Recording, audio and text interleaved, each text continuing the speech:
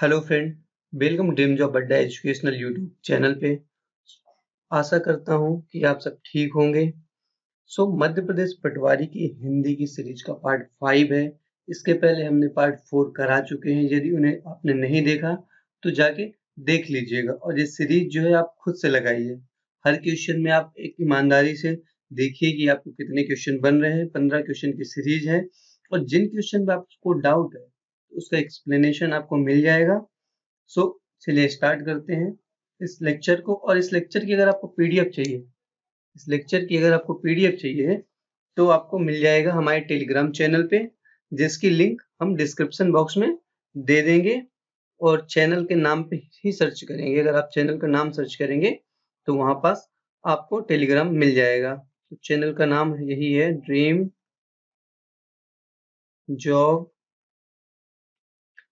Job अड्डा। हम Telegram link इस वीडियो के डिस्क्रिप्शन में दे देंगे। तो चलिए स्टार्ट करते हैं पहले क्वेश्चन से। और क्वेश्चन आप खुद से करिएगा, देखिएगा कितने क्वेश्चन आपसे बन रहे हैं कितने नहीं, और कमेंट बॉक्स में इसको टाइप करके लिखिएगा कि आपसे कितने क्वेश्चन बने, आप कहाँ पास कमी हो रही है। और जो टॉपिक आपसे नहीं बन रहा उसको भी बताइएगा, तो हम उस टॉपिक पे अलग से, सिर्फ उसी टॉपिक में अलग से वीडियो बना देंगे। तो चलिए स्टार्ट करते हैं पहले क्वेश्चन पे। सार्थक शब्दों के वर्गीकरण के आधार है, यानी कि सार्थक शब्द जो होते हैं उनको वर्गों में विभाजित किया गया है। तो इसका जो करेक्ट आंसर हो जाएगा वो हो जाएगा 5 वर्गों में विभाजित किया गया है। तो देखिए नंबर 1 वर्ग जो है वो है व्युत्पत्ति या फिर रचना के आधार पे। व्युत्पत्ति या फिर रचना के आधार पे, रचना के आधार पर।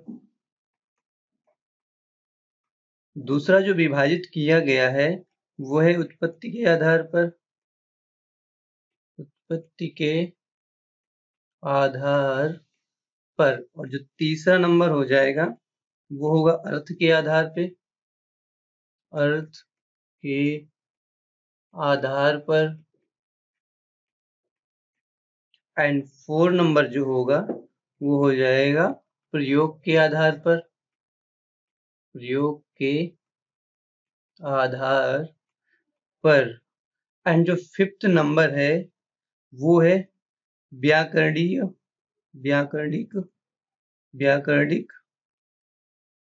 प्रकार के आधार पर। व्याकरणिक प्रकार के आधार पर। तो ये 5 वर्गों में विभाजित किया गया है सार्थक शब्दों को।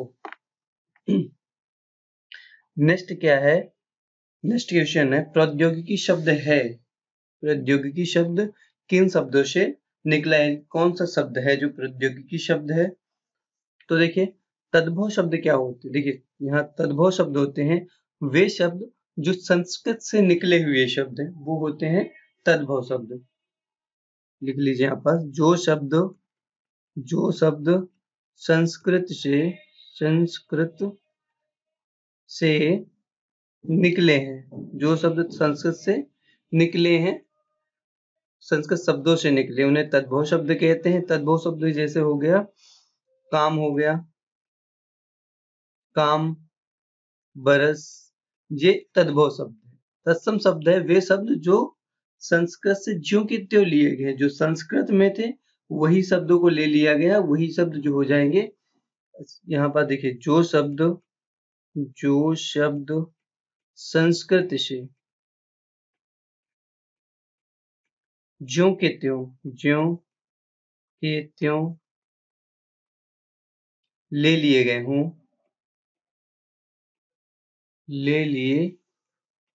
हों, ठीक है। यानी कि वो शब्द जो संस्कृत में थे और यहाँ सेम है, कोई परिवर्तन नहीं हुआ, वो शब्द होते हैं तत्सम शब्द। जैसे इसका एग्जांपल लिख लीजिए, इसका एग्जांपल हो जाएगा जैसे भूमि शब्द संस्कृत में भी है और यहाँ भी है प्रथम शब्द। दिन देश शब्द क्या है? देश शब्द स्थानीय बोलियों या उपभाषाओं से आए क्षेत्रीय शब्दों को, जो क्षेत्रीय शब्द है वो देश शब्द है। जैसे कि हो गया यहाँ पास लिखिए देश शब्द में खाट हो गया, जैसे खाट शब्द हो गया देश शब्द है। ढूंढना शब्द भी हो गया देश शब्द है, ढूंढना, ये सब देश शब्द है। लोटा शब्द भी देशज शब्द है। देन विदेशी शब्द, विदेशी शब्द मतलब जो बाहर से आए हुए शब्द हैं वो विदेशी शब्द होते हैं। जैसे कि इसे एग्जाम जैसे लिखे, इसका एग्जाम्पल हो जाएगा जैसे तोप, कागज, कैंची। ये शब्द जो हैं ये सब विदेशी शब्द हो जाएंगे, विदेशी शब्द हो जाएंगे। पानी वानी उदाहरण है, पानी और वानी किसका उदाहरण है? तो देखिए यहाँ पर हम क्वेश्चन की बात करेंगे कि अनेकार्थी शब्द, इसके बारे में सब समझिए कि जिन शब्दों के एक से अधिक अर्थ निकलते हैं, जिन शब्दों के एक से अधिक अर्थ निकलते हैं वो होते हैं अनेकार्थी शब्द। जिन शब्दों के एक से अधिक अर्थ निकलते हैं, एक से अधिक अर्थ निकलते हैं, अधिक अर्थ निकलते हैं।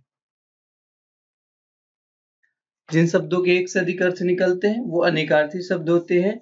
जैसे जैसे कनक, एक शब्द है कनक, इसके दो अर्थ होते हैं, कनक के दो अर्थ होते हैं। एक कनक का अर्थ होता है सोना, गोल्ड, और दूसरे कनक का अर्थ होता है धतूरा, धतूरा।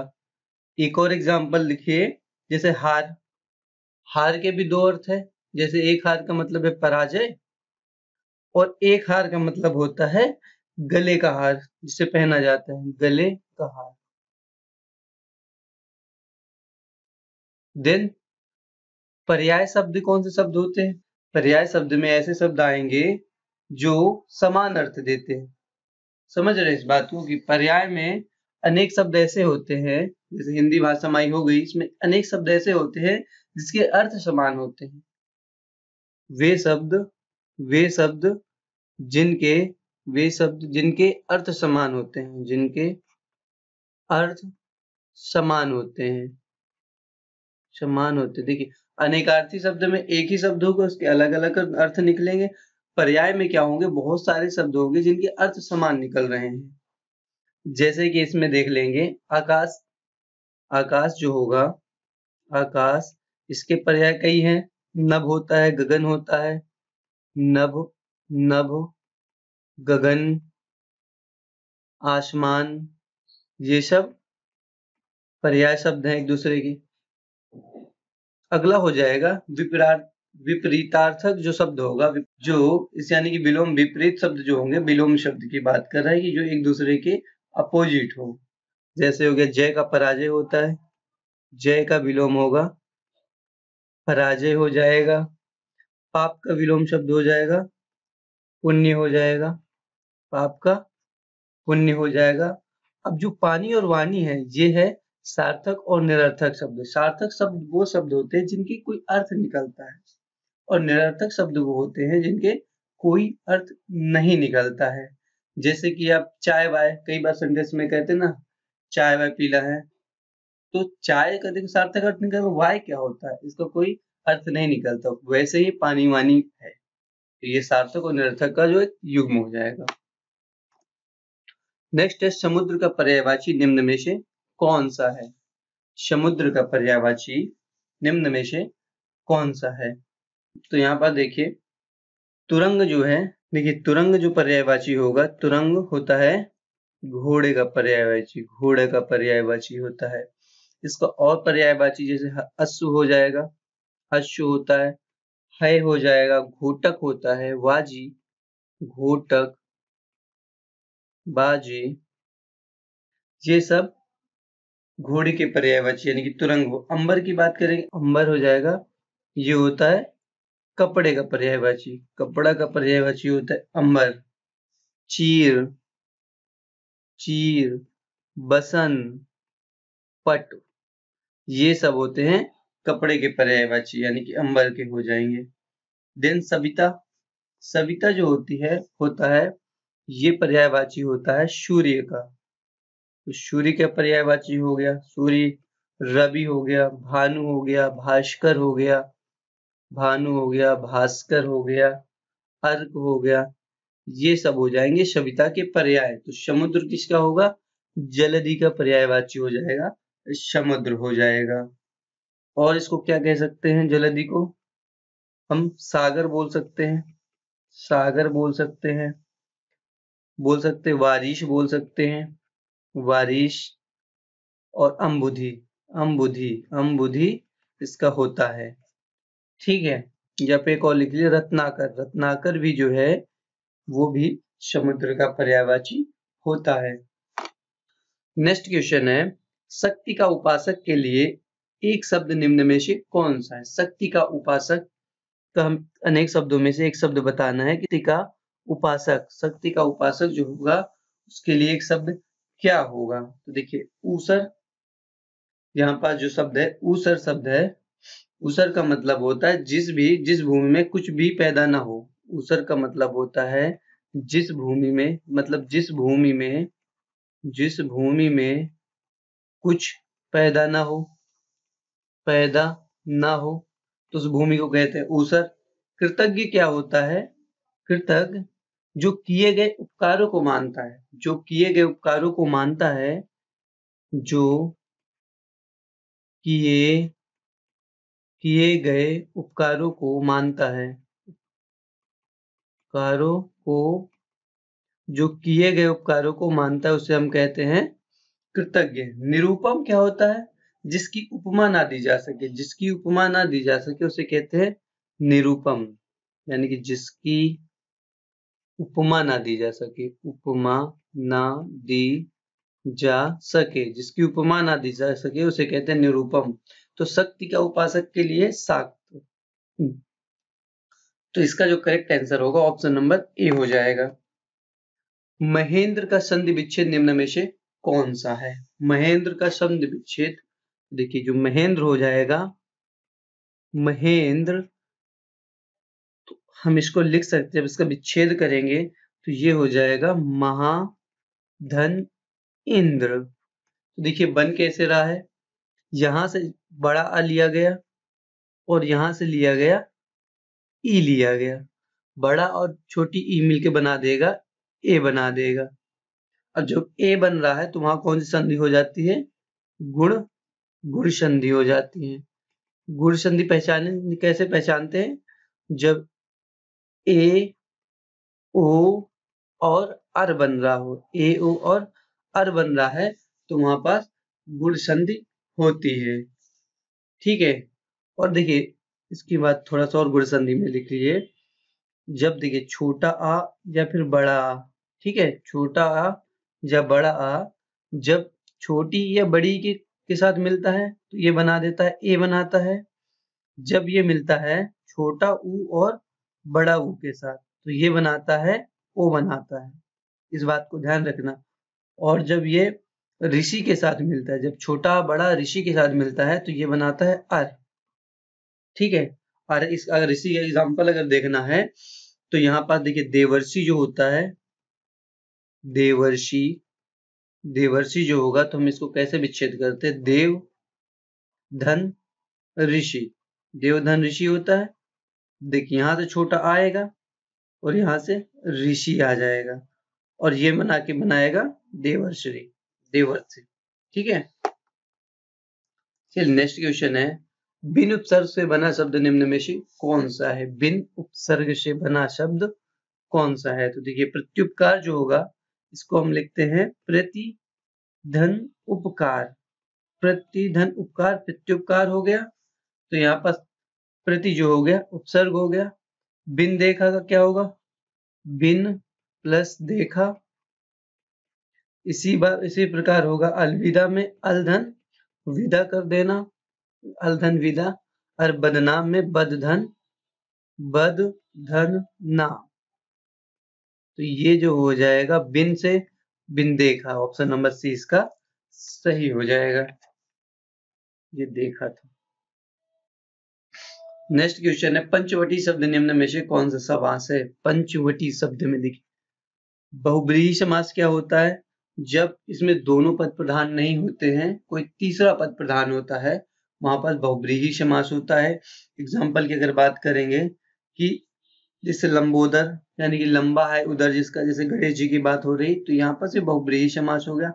तत्पुरुष समास की बात करेंगे कि इसमें उत्तर पद प्रधान होता है, तत्पुरुष समास में उत्तर पद प्रधान होता है, उत्तर पद प्रधान होता है। यही बात करेंगे अव्यय भाव समास में प्रथम पद प्रधान होता है। प्रथम पद प्रधान होता है।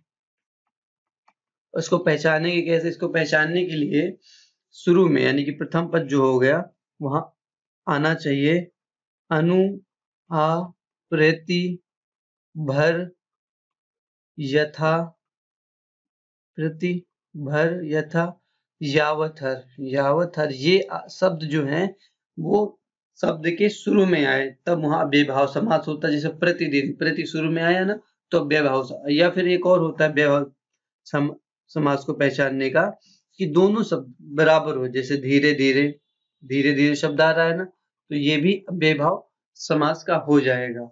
देन द्विगु समास क्या होता है? जहां संख्या आ रही हो, संख्यावाचक आ रहा है यानी कि संख्या आ रही हो वहां द्विगु समास होगा। तो पंचवटी में 5 आ रहा है तो ये हो जाएगा द्विगु समास। श्री गणेश करना मुहावरे का अर्थ निम्न में से कौन सा है? श्री गणेश करने मुहावरे का अर्थ हो गया ऑप्शन नंबर ए करेक्ट होगा, शुभारंभ करना। अगर कुछ और मुहावरे देखिए, कुछ और मुहावरे हम देख लेते हैं। जैसे हो गया डपोर शंख। डपोर शंख, ढपोर शंख होता है, इसको बोलते हैं ढपोर शंख जो होता है इसको बोलते हैं हम बेवकूफ। बेवकूफ जो होता है उसको बोलते हैं डपोर शंख। या फिर नाक, एक और है नाक पर सुपारी तोड़ना। सुपारी तोड़ना, नाक पे सुपारी तोड़ना का मतलब बहुत ज्यादा परेशान करना, बहुत परेशान करना, बहुत परेशान करना। नेक्स्ट हो जाएगा थाली का बैगन। थाली, थाली का बैगन काफी ज्यादा पूछा जाता है ये क्वेश्चन। यानी कि सिद्धांतहीन व्यक्ति, सिद्धांतहीन व्यक्ति। सो कोटिकुलिस समवचन तुम्हारा में कौन सा अलंकार है? कोटिकुलिस समवचन तुम्हारा में कौन सा अलंकार है? तो देखिए यहाँ पास अनुप्रास अलंकार जो होगा, अनुप्रास अलंकार क्या होता है? चलिए अनुप्रास अलंकार के बारे में आज हम देख लेते हैं कि अनुप्रास अलंकार जहां पास शब्दों या वर्डों की आवृत्ति बार बार होती है वहां पास अनुप्रास अलंकार होता है। और अनुप्रास अलंकार के भेद जो होते हैं वो 5 भेद होते हैं। 5 भेद होते हैं। नंबर 1 होता है छेका अनुप्रास, छेका अनुप्रास। नंबर 2 होता है वृत्त्यानुप्रास, छेकानुप्रास, वृत्तानुप्रास। नंबर 3 हो जाएगा लाटानुप्रास, लाटानुप्रास होता है, लाटानुप्रास हो गया। नंबर 4 हो गया अंत्यानुप्रास, अंत्यानुप्रास। एंड जो 5वां नंबर का होता है वो होता है श्रुत्यानुप्रास, श्रुत्यानुप्रास। अब इन सबको पहचानने के तरीके क्या है? देखिए छेकानुप्रास को पहचानने के क्या तरीके हैं कि एक से अधिक वर्ड का दोहराव होगा। ठीक है, छेकानुप्रास में एक से अधिक वर्डों का दोहराव होगा। तो जो दोहराए गए वर्ड है वो मात्र 2 बार आए। जैसे एग्जाम्पल की बात करेंगे रीझी रीझी, रहसी रहसी, हंसी हंसी, तो ये होगा छेकानुप्रास। वृत्त्यानुप्रास में क्या होता है कि एक ही शब्द होगा, एक ही शब्द बार बार आए। वृत्त्यानुप्रास में केवल एक ही वर्ड जो होगा बार बार आता है तो वहां पास वृत्त्यानुप्रास हो जाएगा। और जहाँ लटानुप्रास की बात करेंगे तो लाटा में क्या होता है, जहाँ शब्दों, पदों या शब्द समूहों की समान अर्थ में आवृत्ति होती है किंतु तात्पर्य में भेद होता है, वहां पास लटानुप्रास होता है। और इसका जैसे एग्जाम्पल की बात करेंगे लटानुप्रास का कि पूत सपूत तो क्यों धन संचय, पूत कपूत तो क्यों धन संचय। यहाँ पास लिखने के लिए जगह नहीं है इसलिए मैं बोले दे रहा हूं तो आप सुन लीजिए। देन अंत्यानुप्रास क्या होता है? अंत्यानुप्रास में क्या होता है कि जहां पंक्तियों के अंत में, पंक्तियों के अंतिम शब्दों में तुक मिलता है। अंत्यानुप्रास के लिए पंक्तियों के अंतिम शब्दों में तुक मिलता है तो वहां पास अंत्यानुप्रास हो जाता है। जैसे रघुकुल रीति सदा चली आई, प्राण जाए पर वचन न जाए। तो देखिए लास्ट में आई और जाई बन रहा है, यहाँ पास अंत्यानुप्रास हो जाएगा। यही श्रुत्यानुप्रास की बात करेंगे कि एक ही वर्ग के वर्ड आ रहे हों, जैसे का वर्ग के तो का वर्ग के ही आ रहे हैं, चा वर्ग है तो चा वर्ग के ही सारे वर्ड आ रहे हैं, तो वहां पर सुत्यनुप्रास होगा। इसे एग्जाम्पल है दीनांत था, थे दीनानाथ डूबते, तो यहाँ पास सुत्यनुप्रास का एग्जाम्पल हो जाएगा। रूपक अलंकार क्या होता है? जहां पास उपमेय और उपमान में अत्यधिक समानता होती है। यही श्लेष का बात करेंगे तो श्लेष का मतलब होता है चिपका हुआ, चिपका हुआ, यानी कि एक शब्द के अनेक अर्थ निकले। कोई भी शब्द होगा उसके अनेक अर्थ निकल रहे होंगे तो वहां पर श्लेष अलंकार होगा। उपमा अलंकार में जहां हम उपमा दे रहे हैं, जब किसी की हम किसी से तुलना कर रहे हैं तो वहां पर उपमा अलंकार होगा। तो इसका जो सम है ये एक तुलनाबोधक शब्द है, तो इसका करेक्ट आंसर हो जाएगा ऑप्शन नंबर बी, उपमा अलंकार। संसार शब्द का संधि विच्छेद क्या होगा? संसार शब्द जो होगा उसका संधि विच्छेद क्या होगा? तो इसका संधि विच्छेद होगा सम धन सार, तो इसका करेक्ट ऑप्शन हो जाएगा ऑप्शन नंबर ए। देशज शब्द है, इनमें से 4 शब्दों में देशज शब्द कौन सा है?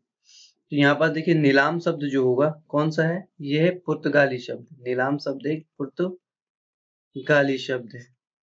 यहाँ पर कैंची शब्द जो होगा, कैंची एक तुर्की शब्द है। कैंची जो है एक तुर्की शब्द है, तुर्की शब्द है। और तुर्की शब्द कौन कौन से हैं? ताज शब्द भी एक तुर्की शब्द है।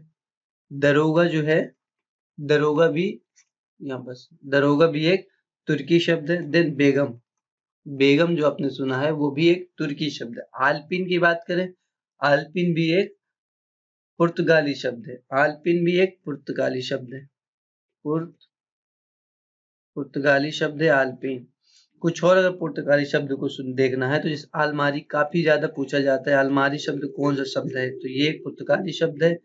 कमीज, कमीज भी पुर्तगाली शब्द है। कमरा भी, कमरा हो गया, कमीज हो गया, एंड काजू, ये सब जो है पुर्तगाली शब्द है। तो देशज शब्द हो जाएगा। लोटा जो होगा वो एक देशज शब्द हो जाएगा।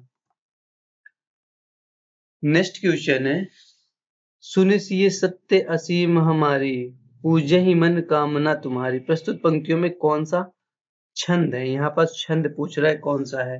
तो यहाँ पास देखिए छंदों में हम वर्डों की संख्या देखते हैं कि कितने कितने हैं। ठीक है, तो देखिए यहाँ पास पहले छोटा है तो ये एक हो जाएगा, यहाँ पास भी एक होगा, ये एक होगा, एक होगा, एक होगा। देखिए आधा या ता है और या है तो हम इसको 2 मानेंगे। ठीक है, तो यहाँ पास एक होगा, यहाँ पास 2 हो जाएगा।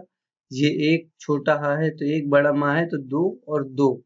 देखिए कितना हो रहा है, 1 2 3 4 5 2 7 1 8 2 10 2 12 2 14 2 16 16 हो रहा है, यानी कि यहाँ पास चौपाई होगी। चौपाई के प्रत्येक चरण में 16 वर्ड होते हैं। ठीक है, तो चौपाई के प्रत्येक चरण में 16 होते, तो यहाँ पास जो होगा वो हो जाएगा चौपाई हो जाएगा। और चौपाई जो है वो एक सममात्रिक छंद है। चौपाई एक सममात्रिक छंद है। कई बार एग्जाम में पूछता है कि ये कौन सा मात्रिक छंद है, तो चौपाई जो होगा वो सममात्रिक छंद हो जाएगा। यही बात करेंगे दोहा। देखिए दोहा, दोहा जो होता है इसके प्रत्येक प्रत्येक चरण या पहले और तीसरे चरण में 13 होते हैं और दूसरे और चौथे में 11 होते हैं। यही दोहा का उल्टा होता है सोरठा। दोहा का उल्टा होता है सोरठा। और बैरवे जो होगा, बैरवे, इसके पहले और तीसरे चरण में 12 और दूसरे चौथे में 7 वर्ड होते हैं, 7 पाई होती है। ठीक है, तो इसके में 7 हो जाएंगे। और ये जो है तीनों दोहा, बैरवे और सोरठा, ये है अर्ध सममात्रिक छंद। अर्ध सममात्रिक छंद, ये अर्ध सममात्रिक छंद। यहीं पास एक होता है विषम मात्रिक छंद। विषम मात्रिक छंद में, विषम मात्रिक छंद जो होते हैं, विषम मात्रिक छंद में ये आ जाते हैं, इसमें आ जाते हैं कुंडलियां और छप्पे। कुंडलियां, कुंडलियां और छप्पे जो होते हैं, छप्पे, ये विषम मात्रिक में आते हैं। नेक्स्ट क्वेश्चन, निम्नलिखित में से कौन सा पुल्लिंग है? पुल्लिंग बताना है, तो इसमें कौन सा पुल्लिंग हो जाएगा? देखिए दया, माया, भाषा, आभार। तो पुल्लिंग और स्त्रीलिंग पहचानने के लिए हम देखते हैं ट्रिक में, ट्रिक में हम लगा के देखेंगे अच्छा और अच्छी, अच्छा और अच्छी। यदि यदि अच्छा आ रहा है तो वहां पास पुल्लिंग हो जाएगा, और अच्छी आ रही है तो वहां पास स्त्रीलिंग हो गया। तो दया अच्छा है, नहीं दया अच्छी है, तो दया अच्छी है तो ये स्त्रीलिंग हो गया। माया अच्छी आएगा तो ये भी स्त्रीलिंग हो गया। भाषा अच्छी है या अच्छा है, भाषा अच्छी है तो ये स्त्रीलिंग हो जाएगा। आभार अच्छी है, अच्छा आभार अच्छा होता है, तो ये option number D sorry correct हो जाएगा, ये हो जाएगा पुल्लिंग। मूक का विलोम शब्द क्या होता है? मूक का विलोम शब्द निम्न में से कौन सा है? तो मूक का जो हो जाएगा वाचाल, तो इसका जो आंसर होगा ऑप्शन नंबर बी हो जाएगा। देन यहाँ पास कुछ और हम बात कर लेंगे विलोम शब्द की, जैसे उन्मीलन। उन्मीलन का विलोम शब्द हो जाएगा निमीलन, उन्मीलन का निमीलन। देन अनुलोम का, अनुलोम का विलोम शब्द होता है प्रतिलोम, अनुलोम का विलोम शब्द हो गया प्रतिलोम। सौम्य का विलोम शब्द होता है, सौम्य का विलोम शब्द हो जाएगा उग्र। और अमित का विलोम शब्द होगा परिमित, परिमित। तो आज की वीडियो के लिए बस इतना ही।